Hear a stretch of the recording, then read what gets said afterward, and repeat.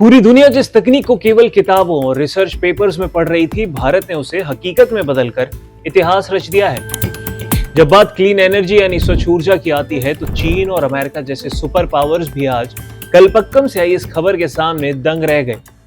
तमिलनाडु के कलपक्कम में department of atomic energy ने दुनिया की पहली ऐसी हाइड्रोजन प्रोडक्शन फैसिलिटी का उद्घाटन किया है, जो न्यूक्लियर हीट यानी परमाणु की गर्मी का इस्तेमाल करके सीधे पानी से हाइड्रोजन को अलग कर रही है। और सबसे बड़ा फैक्ट ये है कि ये दुनिया का पहला ऐसा प्लांट है जो कॉपर क्लोरीन थर्मोकेमिकल साइकिल पर काम कर रहा है, और इसके लिए अलग से बिजली पैदा करने की जरूरत नहीं पड़ती। ये सीधे भारत के अपने फास्ट ब्रीडर टेस्ट रिएक्टर से निकलने वाली गर्मी को ईंधन में बदल रहा है। तो क्या है कलपक्कम की इस जादुई लैब का साइंस? हाइड्रोजन को भविष्य का परफेक्ट ईंधन यानी फ्यूल माना जाता है, क्योंकि इसे जलाने पर धुएं की जगह सिर्फ पानी यानी H2 और भाप निकलती है। लेकिन आज तक दुनिया में हाइड्रोजन को बनाने का काम बहुत ही महंगा और प्रदूषण फैलाने वाला रहा है। आमतौर पर पानी से हाइड्रोजन निकालने के लिए भारी मात्रा में बिजली की जरूरत होती है, जिसे इलेक्ट्रोलिसिस कहा जाता है।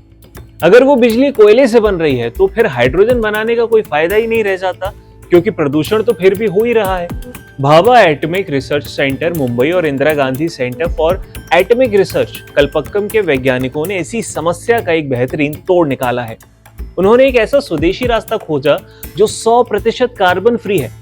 वैज्ञानिकों ने कॉपर क्लोरीन थर्मोकेमिकल साइकिल का इस्तेमाल किया, जो बहुत कम तापमान पर भी पानी में मॉलिक्यूल्स को तोड़कर बेहद कुशलता से हाइड्रोजन और ऑक्सीजन को अलग अलग कर देता है।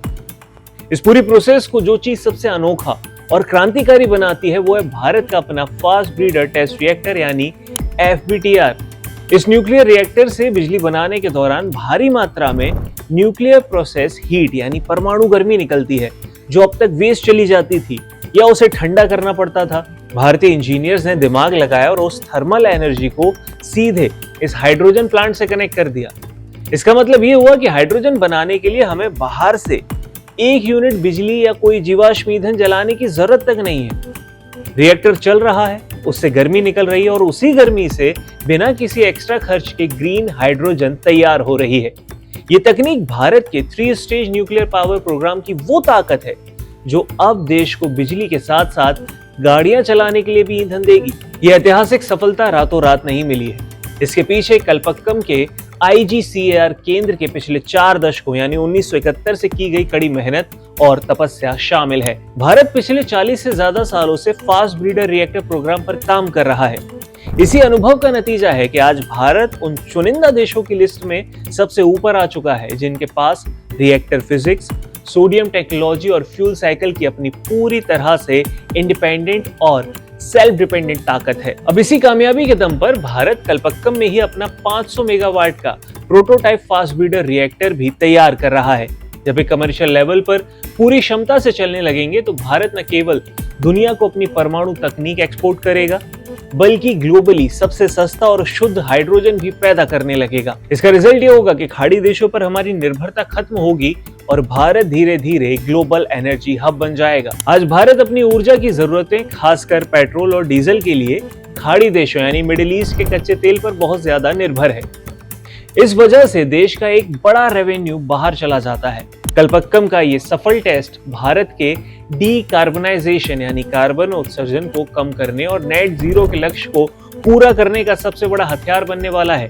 DAE के सचिव अजीत कुमार मोहंती ने बिल्कुल सही कहा है कि परमाणु ऊर्जा अब सिर्फ घरों में बिजली देने तक सीमित नहीं रहेगी। आने वाले कल में भारत अपनी न्यूक्लियर एनर्जी की मदद से इतना हाइड्रोजन बना देगा कि हम खुद भी आत्मनिर्भर होंगे और दुनिया को भी क्लीन फ्यूल सप्लाई कर सकेंगे। ये प्रोजेक्ट तो ये साफ गवाही देता है कि भारत अब दुनिया की तकनीकों को सिर्फ कॉपी या फॉलो नहीं कर रहा, बल्कि नए आविष्कार करके दुनिया को रास्ता दिखा रहा है। BRGC और IGCAR के जिन वैज्ञानिकों और इंजीनियर्स ने इन सपनों को जमीन पर उतारा है, उन्होंने कलपक्कम की इस जादुई लैब से भारत की किस्मत बदलने की नींव रख दी है।